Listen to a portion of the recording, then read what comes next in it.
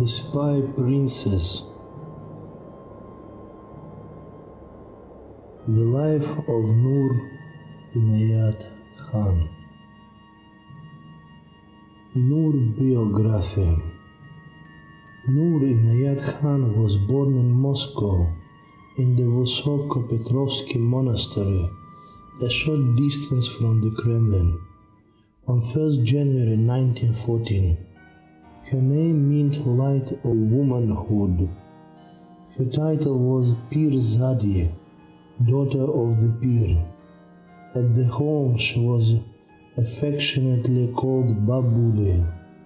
As the First World War engulfed Europe, the family left for England, where they lived for the next 6 years. In London, there more children were born. Noor, barely 4 years old, mothered them all. When Noor was 6, the family set sail for France again and began to live in a large house on the outskirts of Paris. Hazrat Inayat Khan called the house Fazal Manzil, or House of Blessing, and such a place it was. It became an idyllic home for the family, an open house full of music and meditation, with Sufis visiting round the year. The children played in the garden and loved sitting on the high steps outside the house, looking out over the lights of Paris. They will dress up in their Indian clothes and give concerts before the Sufi guests. The 4 brothers and sisters formed a quartet. But in 1927, Hazrat Inayat Khan decided to return to India. He had not been keeping well lately and yearned to go back to his motherland. A few months later, they received a devastating news of his death. Noor's mother, Amina Begum, went into seclusion. Noor, at the tender age of 13, took responsibility for the family and became a mother to her siblings. She began to write poems and short stories and found solace in this when the burden of domestic chores became too much to bear. After her schooling, Noor studied child psychology at the Sorbonne and also joined the École Normale to study music. Meanwhile, she was finding her feet as a writer of children's stories. Her stories was published in the Sunday section of Le Figaro, and in 1939 her first book, 20 Jataka Tales, was published in England. However, war clouds were gathering in Europe, and all dreams for the big budding writer were quashed as England and France announced war against Germany. In 1940, with the German army ready to enter Paris, Noor and Vilayat took a crucial decision that was to change their lives. Though they were Sufis and believed in non-violence, they resolved to go to England and volunteer for the war effort. In bombed out London, Vilayat volunteered for the Royal Air Forces and Noor volunteered for the Women's Auxiliary Air Forces. There she was trained as radio operator, joining the first batch of women to train in this field. But while Noor was tapping away at the Morse code, she was being watched by the Special Operation Executive, who were looking out for people with language skills. The SOE was crack organization set up by Churchill to aid the resistance movements in occupied countries. Their job was sabotage and providing arms and money to the resistance. Noor was called for an interview at the offices of the SOE. She was told that she would be sent as an agent to occupy France after training. She wouldn't have no protection as she would not be in uniform, and she would be shot if she was caught. Without a moment's hesitation, she said that she would take the job. She was now to be trained as a secret agent. It was classic spy school.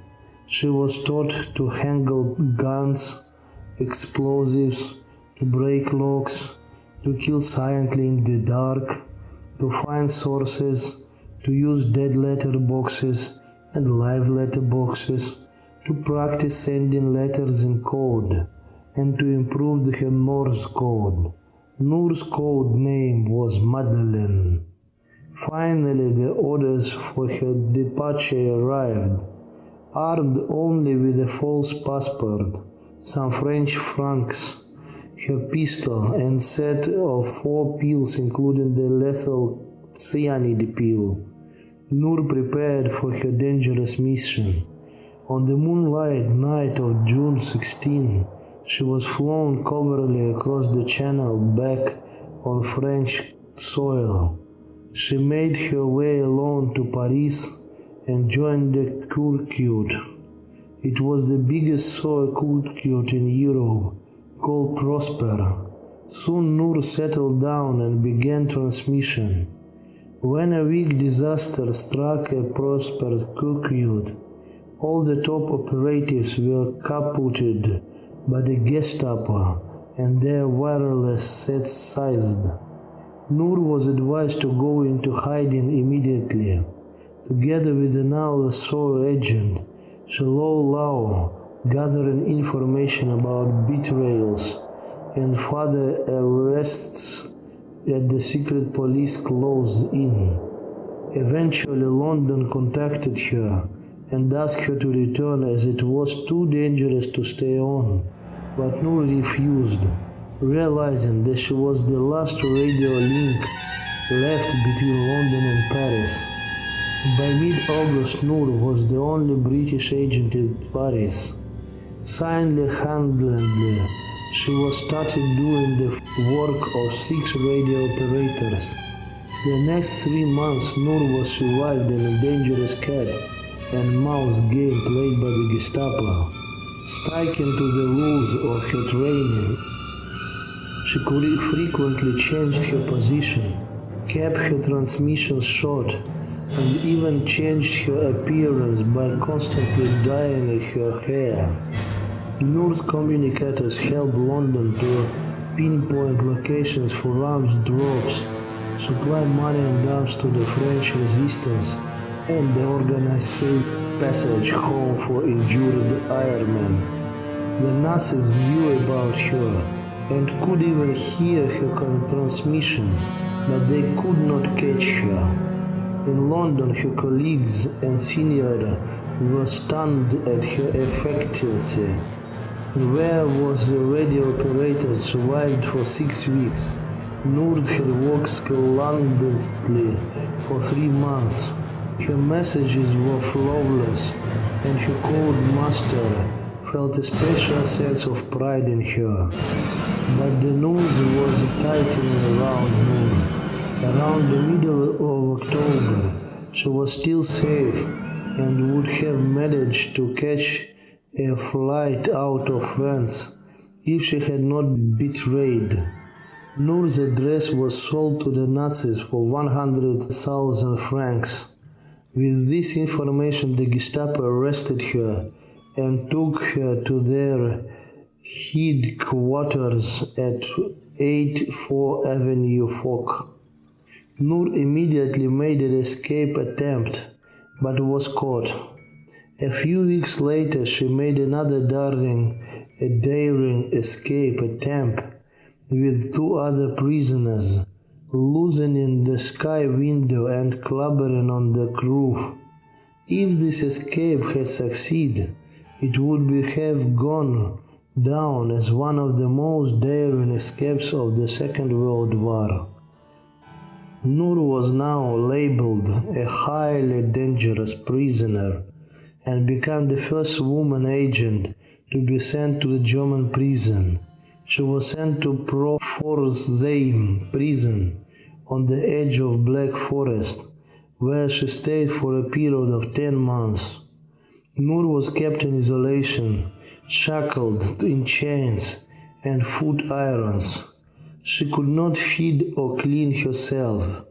She was regularly beaten, tortured, and interrogated, but she revealed nothing about her curfew and gave out no names. On the night of September 11, Noor was ordered to come out of her cell. She was driven handcuffed in Karlsruhe and meet three of her colleagues there. Together the woman was driven into the railway station and made to board a train. They reached Dachau at midnight and were led to the concentration camp. It was to be a long night for Noor. All night long she was kicked and beaten, and when her fire-fried body had slumped on the floor, she was asked to kneel and shot point blank at the back of her head by an SS guard. Her last word was liberty. Back in England, both her mother and brother had the same dream. Noon came to them surrounded by blue light. She told them she was free. On 16th January 1946, the French awarded Noor a Croix de Guerre, the highest civilian honor. 3 years later, in 1949, England awarded her the George Cross.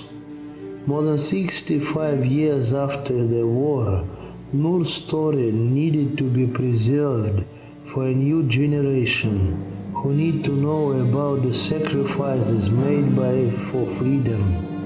Noor's last words, liberty, had been carved on a memorial in Gordon Square to remind the world that a beautiful young woman unhesitatingly sacrificed her life so the world could be free of fascism.